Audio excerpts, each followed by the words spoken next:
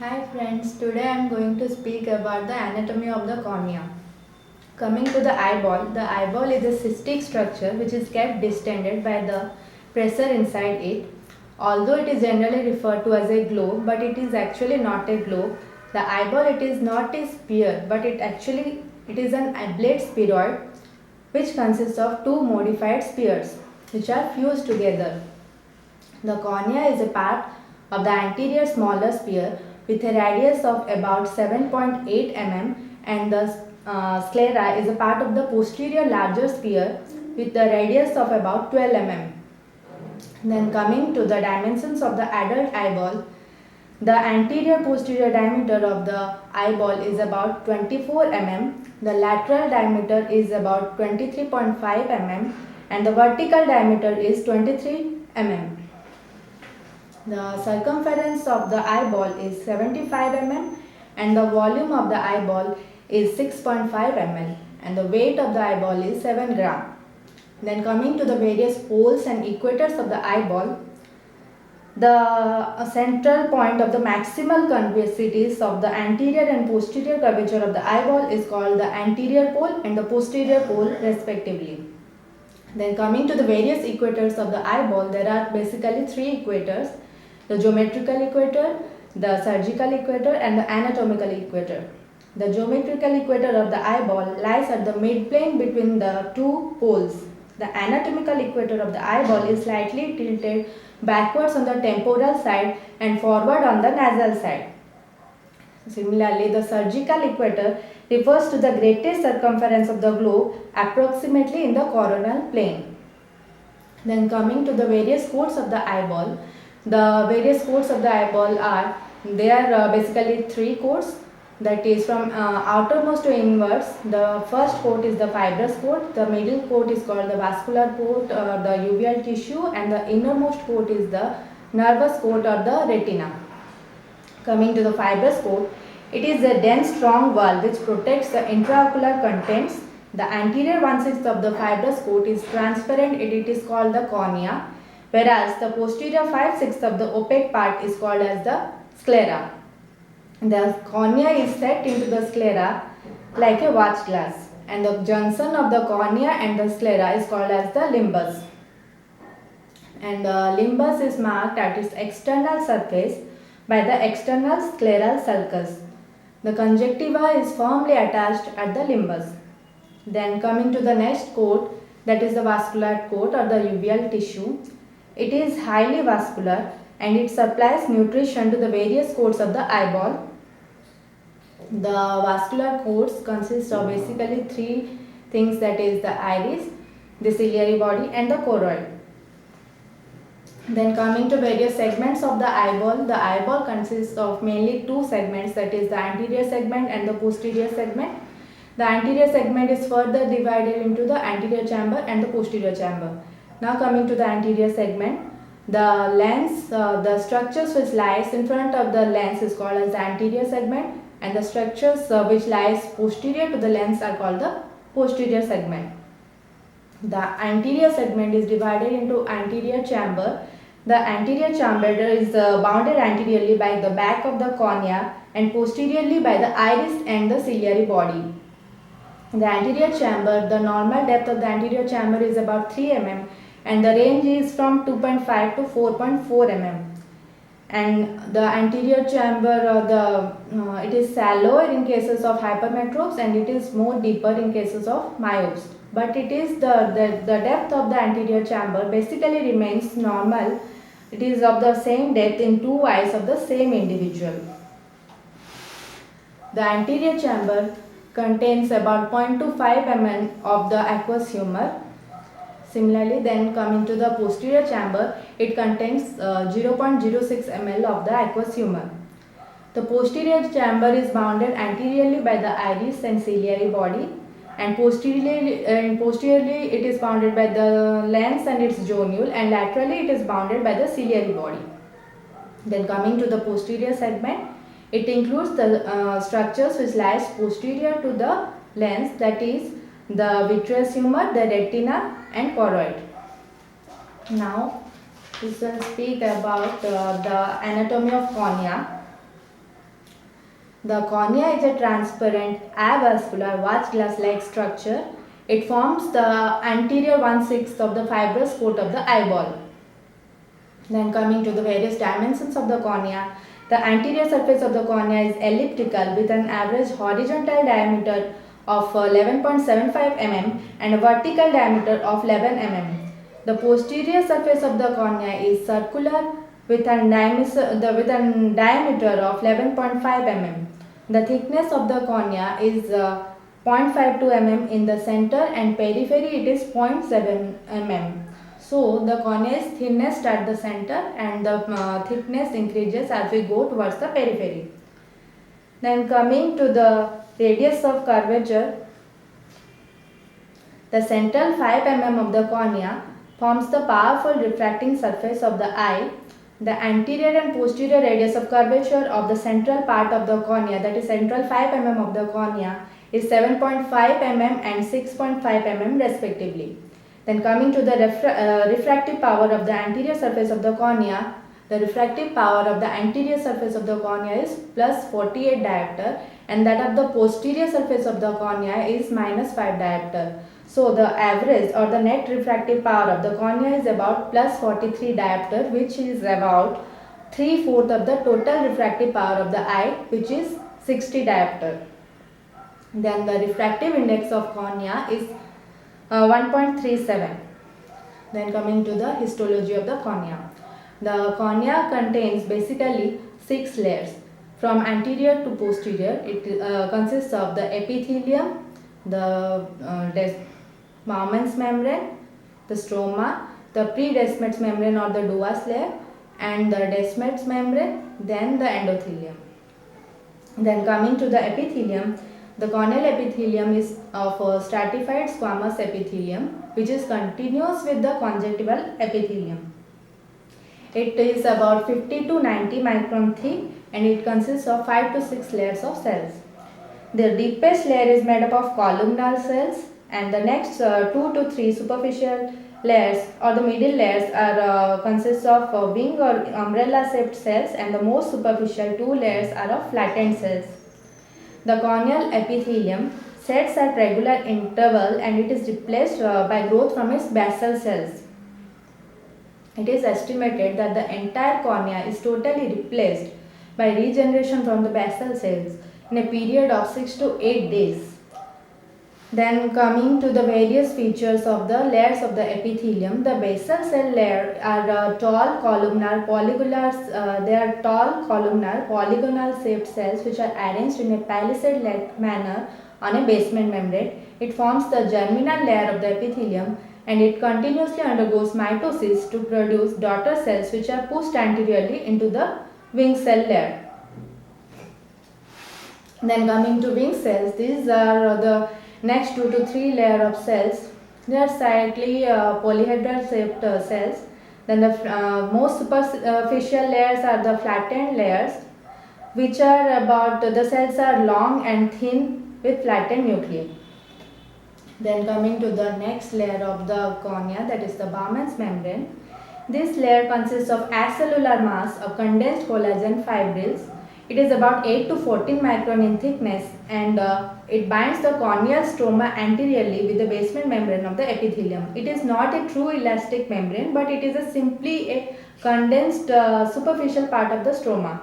It shows considerable resistance to the infection and injury but once destroyed it does not regenerate, that is Bowman's membrane does not regenerate. Then coming to next layer of the cornea, that is the stroma or substantia propria. This layer is about 0.5 mm in thickness and it constitutes most of the cornea, that is about 90% of the total corneal thickness is composed of stroma. It consists of collagen fibrils, that is lamella, which are arranged in a lamellar pattern, and the cells which are embedded in the hydrated matrix of proteoglycans, that is it is the ground substance. The lamella are arranged in many layers, approximately 200 to 250 layers. In each layer, the lamella are not only parallel to each other but they are also parallel to the corneal plane and then become continuous with the scleral lamella at the limbus. They have oblique orientation in the anterior one-third of the stroma. In the posterior two-thirds of the stroma, the alternating layer of lamella are at right angle to each other. I will talk about the arrangement of the lamella while talking about the corneal transparency. Now coming to the cells present in the stroma. The cells of the stroma are mainly keratocytes and wandering histiocytes, macrophages and a few lymphocytes. The corneal keratocytes consist 2 to 4% of the volume of the stroma in the humans. The keratocytes are nothing but they are the fibroblasts which are found throughout the stroma. The keratocyte structure, they have a flattened cell body with a large eccentric nucleus, and they have long branching processes which comes in contact with the cells adjacent to them, but they do not form a syncytium. It is believed that these keratocytes produce the ground substance and collagen fibrils during the embryogenesis and also after injury. That is, the keratocytes, they function to produce the ground substance and also help in during injury. The wandering cells of the stroma, that is the histiocytes, macrophages and lymphocytes, they migrate from the marginal roots of the corneal blood vessels. Then coming to the next layer of the cornea, that is the Descemet's membrane or the posterior elastic lamina. It is a strong homogeneous layer which binds the stroma posteriorly. It represents the basement membrane of the endothelium from which it is produced. That is, the Descemet membrane is nothing but it is the basement membrane of the endothelium of the cornea. It is made up of collagen and glycoprotein. Then its thickness varies with age, being 3 micrometer at birth and 10 to 12 micrometer in the young adults. It is very resistant to chemical infections and injury. That is, the Descemet membrane is very resistant to chemicals, injuries and infection.